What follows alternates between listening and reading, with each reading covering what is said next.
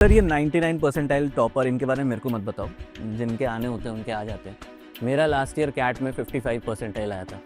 Quants मैंने 10th के बाद किया नहीं, LRDI तो कभी पढ़ा ही नहीं था, और VARC में रीडिंग के नाम पे मैंने बस चेतन भगत पढ़ा हुआ। हमारे पास आप जैसे बच्चों के लिए 3 बेसिक कैट मॉड्यूल्स है जो बिगनिंग से सब कुछ सिखाता है। हमारा पहला मॉड्यूल है VARC एसेंशियल्स, जिसमें हमने पिछले 10 साल के कैट पेपर से सबसे डिफिकल्ट 500 वर्ड्स निकाल के उन पे एक्सप्लेनर वीडियोस, आर्टिकल्स और एक रिलेटेड RC हमने डाला है। आपने अगर इतनी मेहनत कर ली तो डेफिनेटली आपका VARC सुधर जाएगा।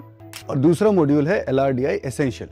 नॉर्मली ऐसा माना जाता है कि DILR का कोई फिक्स सिलेबस नहीं होता, लेकिन वैसा ही रिसर्च जैसा मैम ने VRC के लिए बताया, पिछले 20-25 सालों के एग्जाम के बेसिस पे कम से कम ये जरूर पता है कि कौन कौन से टॉपिक्स ज्यादा इंपॉर्टेंट है, किसके क्वेश्चन ज्यादा आते हैं। उस बेसिस पर जो LRDI एसेंशियल है उसका जो प्राइमरी टास्क है उसके अंदर जितनी भी बेसिक चीजें होती है, जैसे पजल्स किसको बोलते हैं, राइट लेफ्ट डायरेक्शन का ओरिएंटेशन का सेंस मीनिंग क्या होता है, हम उतना बेसिक से शुरू करते हैं। और LRDI एसेंशियल के अंदर आपको एक जो इनिशियल पुश चाहिए होता है वो उसके अंदर मिलता है। Our third module is non-engineers quant module.